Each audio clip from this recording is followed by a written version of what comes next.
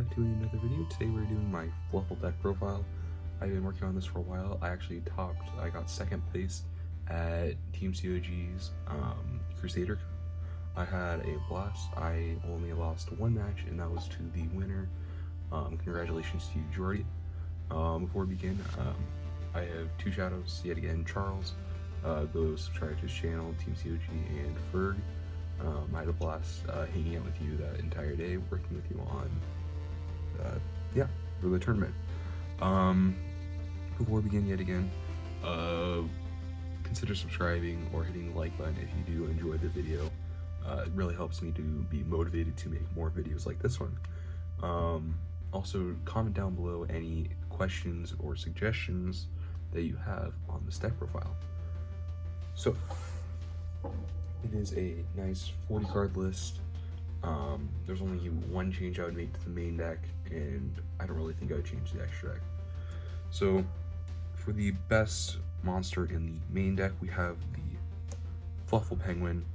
It is a water monster that allows you to soft once per turn summon a monster from your hand, or a Fluffal monster from your hand, and then when it uses fusion material, you get to draw 2, discard 1. This is incredible. It allows you to set up toad plays and also get card advantage when fusion summoning. The next best monster in the main deck is the Fluffal Dolphin. You pair these two together to make Totally Awesome, and this one allows you to set a toy vendor from grave and then send a monster from your deck to grave, as in a Fluffal or a Edge of Sabers in particular. The monster you want to send off of this card is the Fluffal Wings. This one allows you to banish itself and another Fluffal from your graveyard to draw one card, and then if you want to, you can send the toy vendor to the grave to draw another one. Basically, you get to draw 2 and a search. These are by far the best of the Fluffal monsters. The other ones are okay, but definitely not as good as these. The next one is the Fluffal Bear. This one is just a consistency card, allowing you to get to toy vendor easier. You can discard this card to set a toy vendor from deck. And then there's another effect on this one which does come up sometimes, which you can tribute this card on field to add a poly from grave to hand. Fluffal Dog, it's kind of like a Stratos, but it's not the best because you already have so many searches, and it takes up your normal summon, which you would rather have to be a different card, which is like the Penguin or the Dolphin. For the one-ups, you play the one Sheep. You can summon it to your hand from your hand if you control a Fluffal. So Dog is actually a 1-card link too, which is nice. And you have Fluffal Octopus, which also, if this card is summoned, you get to target a Fluffal or Edge Imp in your graveyard, add it to your hand, and then if this card is used as a fusion material, you can return 2 cards in your banish pile to your grave, which allows you to recycle your Wings and your Cypher Gear Driver. That's it for the Fluffals. The only thing I would change is potentially adding an Owl, but I'm fine with this ratio. The Edge Imps play 3-chain. It searches you a Frightfur card, which is very, very nice. Play 2 Scythe. It is a protection card and also allows you to fusion summon on your opponent's turn. Allows you to Scythe lock, which is ironic because you can Scythe into Scythe, which is very, very funny. And yeah, really, really good. You only need 2 of it. You don't want to see multiples, so yeah. The One Sabers, it's mostly an extender. This is your secondary target off of the Dolphin if you already drew into the Wings or already use it, or just if you need an extender, which is also nice. You also use this to go into the Tiger in the extra deck, very rarely. Sadly, the last of the mandatory cards is the Scythe. It is really good in this format. Thankfully, we don't do the standard combo of Needle Fiber into Dagda. You do it in unique ways, which I do kind of like. For some of the tech cards I do play myself, I play the 2 Eldritch the Golden Lord. You're able to discard it off the toy vendor to proc the effect, and then also this card is in the graveyard. You can send the toy vendor to summon this card, which is really, really nice. It's a big body, and overall I think it is a mandatory card. Also, funny scenarios where you can actually activate the hand effect to discard it and another spell to get rid of like anti-spell or something like that. This is overall one of the best cards in the deck. The only hand trap besides the Scythe is the 3 Gamma and 1 Driver. Really, really good. You play a lot of spells that do search or send from deck, so it's kind of just ash bait and really, really nice. That's it for the monsters. I don't remember exactly how many, but yeah, I don't really think I would change anything besides potentially adding in the Owl. For these spells, we play the 3 Toy Vendor. You can discard one card, reveal it, show it, and then if it's a fluffal monster, you can special summon 1 monster from your hand. So it doesn't have to be the monster revealed, so you can summon other things. So it does come up where you reveal like a, what's called a octopus, and then summon the penguin from hand that you have, and then summon the octopus with the penguin. So that's really it. And then the secondary effect is when it's sent to grave by any means, it is able to search any fluffal monster or edge imp sabers in particular. So this is what you loop a lot of times and gets you all of your searches.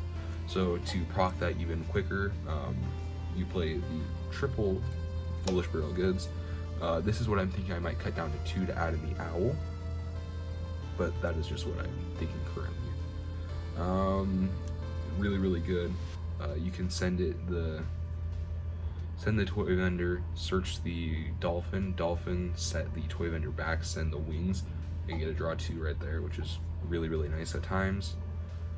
So yeah, 3 Fry for Patchwork searches you your Scythe and Poly, or a Chain and Poly if you do need it. Really, really good. 3 Poly. I would be playing 4, honestly, if I could. You sometimes break on it, but not too often. And sometimes you kind of just don't see it enough, so I play 3 of it. Play the 1 Repair. It's an extender. It's a reborn by returning a Frightful card from grave to the extra deck, or you can banish this card from your grave to summon a Fluffal or Edge Imp from your hand. Really, really good. You can send it off the Cruel, which is very nice. And the last card on the main deck is Frightful Fusion, aka Searchable Miracle Fusion, which is very good. So like I said before, it's a 40 card main deck, and yeah. If you haven't already, please consider hitting the like button and subscribing, and comment down below any questions or comments or recommendations for any future videos. For the extra deck, we play 2 Crowell. When it's summoned, you get to pop a card on both players' fields, non-targeting, really nice.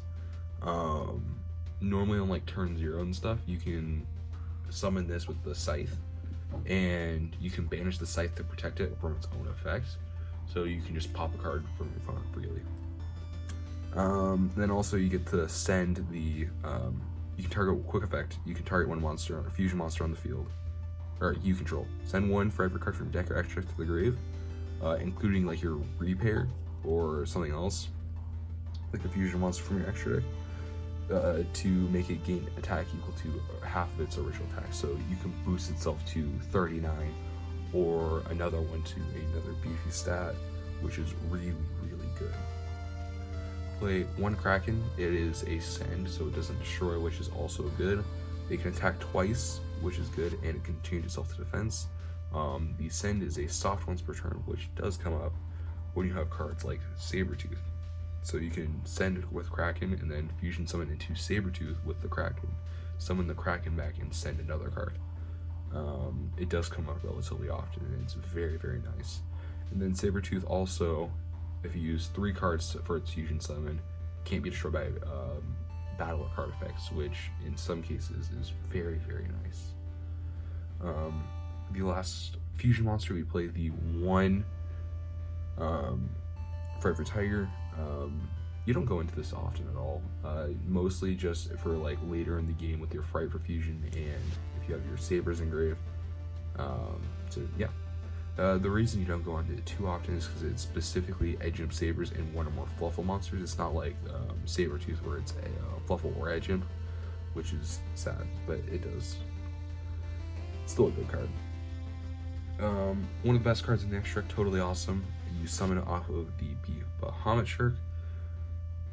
Very, very good. This is normally the main boss monster of this deck, in all honesty. This is what you try and turbo out as quick as possible. Allows you to play through Nibiru. Gets you follow up by adding one of your penguin or dolphin back, which is really, really good. You have the one tornado dragon. This is mandatory, so there's times where you don't have access to the Edge of Scythe.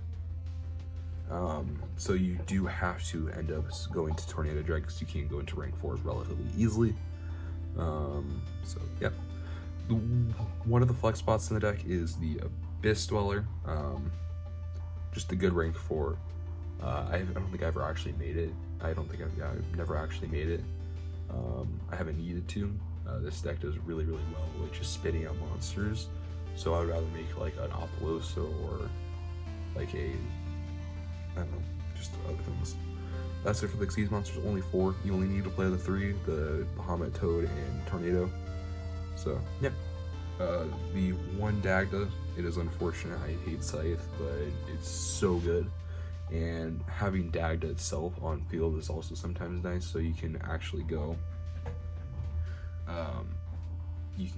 pop it with the Cruel Will on the turn afterwards, so you can go like Tornado Dragon, pop the Scythe set, and Scythe Lock, and then like link the Scythe that you summoned on your opponent's turn and the Tornado Dragon itself, and then fusion summon on the next turn into the Cruel Will, popping the Dagda, summoning the Scythe back, so you can get Scythe Lock 2 turns in a row, which is really, really good. Cross Sheep, it's honestly one of the best recursion cards. You can go into it turn 1, but it's really better just later turns, getting more advantage back, and it is one of the cards that you fall back to if you do end up getting weird, which is really good because it's just 2 monsters with different names, which is very, very nice. Another flex spot in Cypher Frame Lord Lambda. I love this card. I go into it all the time. I think it's really good. You don't have to play it, but yeah. Link 3, the only way we play is the Unicorn, specifically so we can go into access code. Yeah, really good. And the last monster in the extract is Apollosa, making a good 15-card extract. I don't think I would change much in the extract, potentially cutting the Abyss Dweller for a 3rd Cruel Whale. I haven't done enough testing to justify that, but yeah, I hope you enjoyed this fluffal deck profile. I have so much fun playing it. If you want to see any test hands with this deck, let me know down below. I'd be open to do that. Any deck requests, I am completely open. So yeah, I hope you enjoyed this video. Thank you for watching. This is Wowzer7 signing off.